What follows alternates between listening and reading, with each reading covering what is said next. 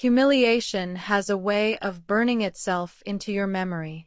Picture this, being called into a meeting room full of colleagues, only to have your boss announce your termination in front of everyone. No private conversation, no dignity, just cold dismissal and laughter echoing from the people you once worked alongside. Most people would leave broken, carrying shame and anger. But sometimes, that moment becomes the spark that changes everything. What looked like the end was actually the beginning of a story no one in that room could have predicted. The office had always carried a tense atmosphere, one where people walked on eggshells, speaking in hushed tones when the boss passed by. The walls were lined with glossy motivational posters, but no one truly believed the words on them. Beneath the polished surface, the workplace thrived on fear rather than encouragement. The boss, tall, sharp-suited, with a smirk that seemed permanently etched onto his face, ruled with arrogance. He made a habit of reminding everyone that they were replaceable, a philosophy that kept most of the staff silent, nodding, and compliant. That morning, the air felt different. Whispers darted across cubicles, eyes glancing nervously toward the conference room. I was summoned without warning, the kind of sharp, clipped email that carried no warmth. Meeting. 10 a.m. Mandatory. My stomach tightened as I stepped into the room, where nearly the entire team was already gathered. Papers rustled, coffee cups trembled slightly in people's hands, and every gaze carried a mix of pity and curiosity. The boss stood at the head of the table, his arms folded, his posture radiating authority. He didn't waste time. With a tone as cold as steel, he began listing my supposed failures, missed opportunities, decisions he claimed had cost the company, fabricated shortcomings that twisted months of hard work into a narrative of incompetence. Every word was sharp, calculated to wound. I tried to speak, to explain, but he silenced me with a raised hand and a mocking smile. And then, the moment that burned itself into my memory, he announced my termination right there, in front of everyone. No private conversation, no dignity spared. Laughter slipped from one corner of the room, nervous, uncertain, but cruel all the same. My colleagues lowered their eyes, some ashamed, others too afraid to intervene. I stood frozen, heat rushing to my face, my throat dry. It felt like the walls were closing in, the air thinning as humiliation wrapped itself around me. Walking out of that room, I carried not just the weight of a lost job, but the sting of public disgrace. Every step away from the conference table felt heavier, echoing with the sound of whispered pity and the boss's smug, satisfied smirk. It wasn't just a firing, it was an execution of dignity, staged for everyone to see. I stepped out of the office building in a daze, the cool air hitting my face like a slap. The world outside moved on as if nothing had happened. Cars honked, people hurried across sidewalks, life continued, but inside me, everything felt shattered. My hands trembled as I clutched the cardboard box filled with years of my belongings, the sad cliché of every disgraced employee. Anger pulsed in my veins, mingling with shame so sharp it made my stomach twist. I kept replaying the scene in my head, the boss's sneer, the muffled laughter, the way no one dared to defend me. When I finally reached home, the silence was unbearable. My family's faces shifted from confusion to shock as I told them what had happened. My mother's brows furrowed in worry, her hands clutching mine tightly. My father's jaw clenched, anger simmering beneath his calm exterior. Friends called later that evening, their voices filled with sympathy, some with outrage. But beneath their words, I could hear the subtle pity, the kind that cut deeper than outright judgment. To them, I was the person who had given years to a company only to be discarded like trash. That night, lying awake, I couldn't stop thinking about everything I had poured into that job. The long hours, the weekends sacrificed, the family dinners missed. I remembered the times I had stayed late to fix projects that others had abandoned, the times I defended the company even when I disagreed with its direction. Loyalty had been my compass, and I had believed, foolishly, that loyalty would be rewarded. But in the end, all it earned me was a humiliating dismissal. The bitterness was overwhelming, but in the stillness of the night, something else began to grow inside me. The shame slowly gave way to a flicker of defiance. I couldn't let that final scene define me. The boss's smug face played over in my mind, and with it came a burning determination. If he thought I would crawl away and disappear, he was mistaken. I started to see the firing not just as an ending, but as a brutal push, a shove out of the comfortable prison I had built for myself. The seeds of motivation had been planted in the ashes of humiliation. I didn't know how yet, but I vowed that I would rise again. Not quietly, not in the shadows, but in a way so undeniable that even those who laughed at me would have no choice but to remember the day they thought I was finished. In the days that followed, I kept mostly to myself. Outwardly, it looked like I was licking my wounds, but behind closed doors, I was quietly sorting through pieces of a life I had never fully revealed to anyone at work. What my boss didn't know, what no one in that conference room could have guessed, was that I hadn't poured all of myself into that company. For years, I had been running a side hustle, small at first, just a way to test my own ideas outside the suffocating limits of corporate rules. What began as late-night tinkering grew into something substantial: an investment portfolio, a budding business concept, and a network of contacts I had built carefully, one introduction at a time. Every paycheck I'd earned from the company had been split, one portion for survival, the other tucked away into ventures I believed in. While others chased luxuries, I chased leverage. There were long nights when exhaustion nearly broke me, but I pressed on, telling myself that one day, the safety net I was weaving might save me. That day had come sooner than I expected. One evening, while I sat at my cluttered desk staring at spreadsheets and financial statements, my phone buzzed. It was Daniel, an old friend who had long since escaped the corporate grind. He had become a quiet mentor to me over the years, offering advice, connections, and most importantly, perspective. "I heard what happened," he said softly, his voice steady where mine still wavered. "I know it feels like the ground just fell out beneath you. But maybe this is the chance you didn't know you needed." I laughed bitterly at first, but he pressed on. "You've been preparing for something bigger without realizing it. All those late nights, all those risks you took on the side? They weren't for nothing. You're not powerless, and you're not starting from zero." His words struck something in me. He was right. I wasn't the helpless victim my boss imagined. Beneath the wreckage of my firing, I was sitting on a foundation I had built stone by stone. Still, doubt clawed at me. Could I really transform humiliation into triumph? Could I step into a world that required not just preparation, but bold, fearless action? Daniel seemed to sense my hesitation. "Listen," he said firmly, "the difference between people who stay broken and people who rise is simple.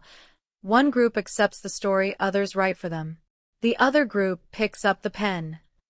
That night, I stared at my notes, my investments, my ideas, and for the first time since walking out of that office, I didn't feel small. I felt possibility stretching out before me. The pieces were there, scattered but real, waiting to be put together into something formidable. The irony wasn't lost on me. While my boss dismissed me as nothing, he had no idea I was standing on the edge of something far greater than a paycheck. Every cruel word he threw at me had lit a fire under a plan that was already in motion. I was no longer just the employee he discarded. I was becoming someone who could rewrite the ending. News travels fast in the corporate world, faster than anyone likes to admit. Just a week after my firing, I began to hear whispers. A colleague I still trusted sent me a message late at night. "You won't believe this, but the company's bleeding. Investors are backing out. Stocks crashing." At first, I thought it was just gossip, the kind of rumor that circulates whenever leadership stumbles. But as I checked the markets and reached out to contacts, the truth became impossible to ignore. My former employer, the empire my boss had so smugly presided over, was teetering on the edge of collapse. It felt surreal. The same man who had humiliated me in front of everyone just days before was now scrambling behind closed doors to stop the company from unraveling.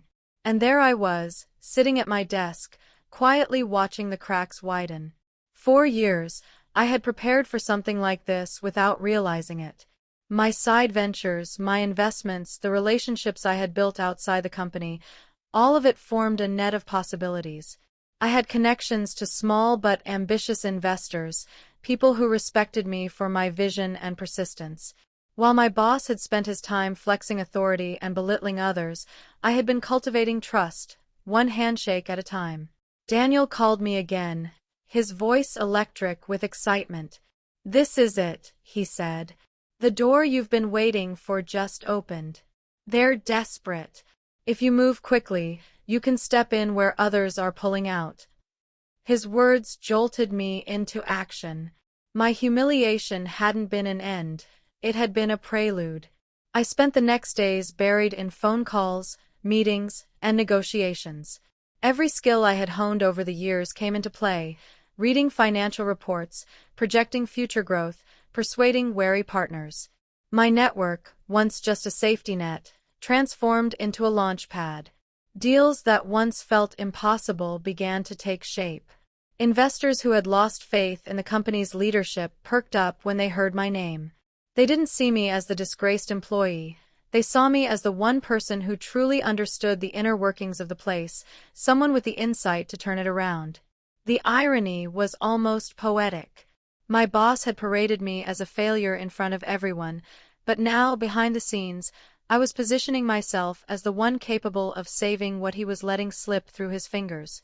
Every signature, every agreement brought me closer. Still, the magnitude of what I was attempting weighed on me. Could I really do it? Could I take control of the very company that had cast me out?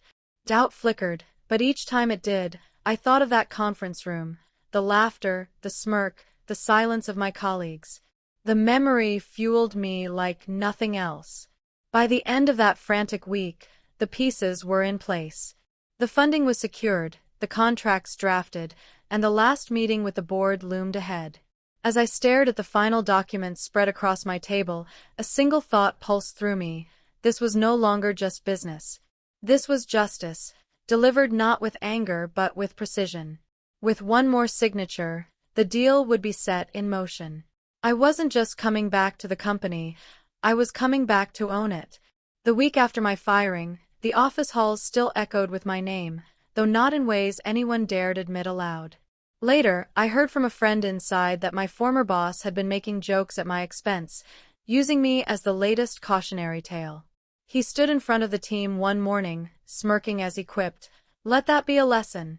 Dead weight gets cut. We don't have room for mediocrity here."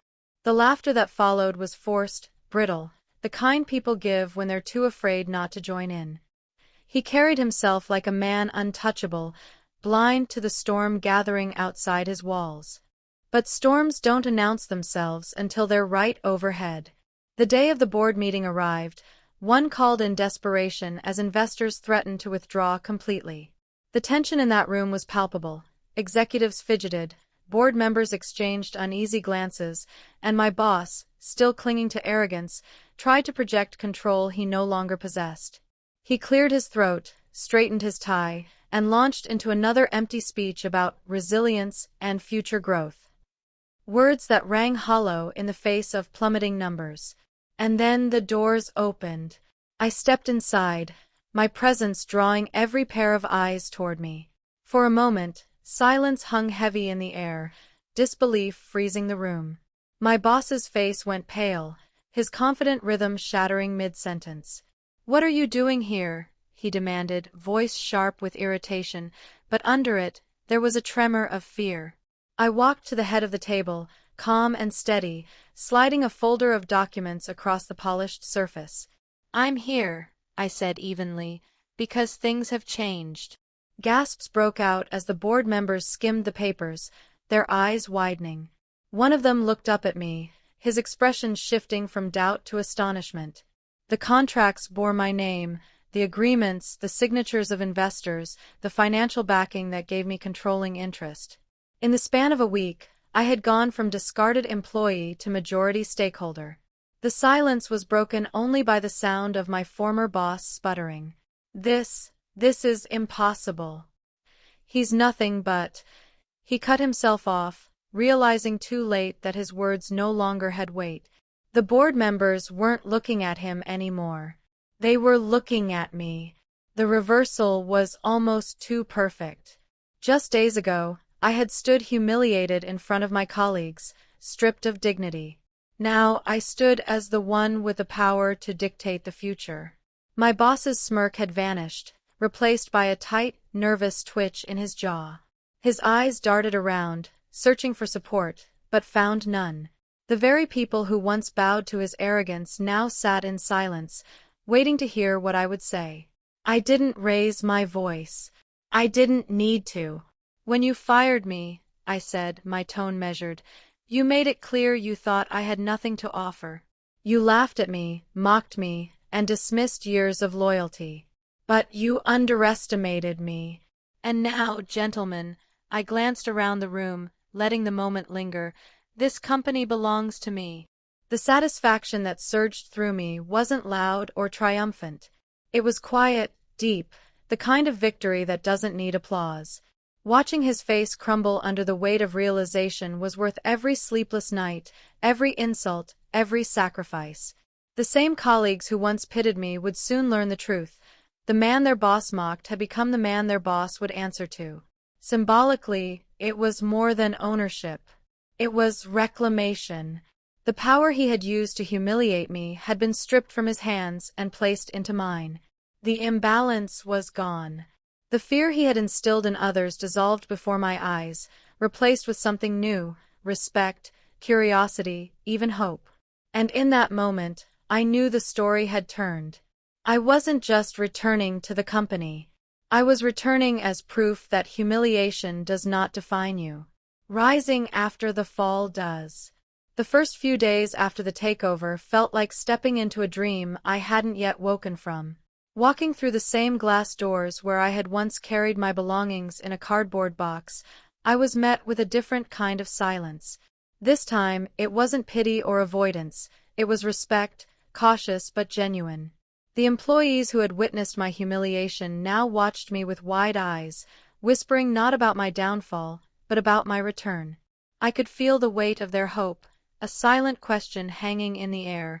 Would I be any different from the man I had replaced? The answer came quickly. My first move was to dismantle the culture of fear that had strangled the workplace for too long. Meetings that once served as platforms for public shaming were abolished. Open forums took their place, where even junior employees had a voice.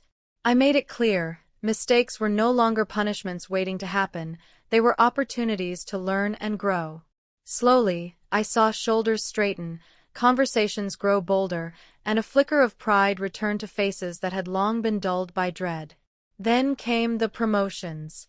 I remembered the colleagues who had quietly supported me, the ones who had offered encouragement when no one else dared. They had endured the same toxic atmosphere, keeping their heads down to survive. Now, I lifted them up.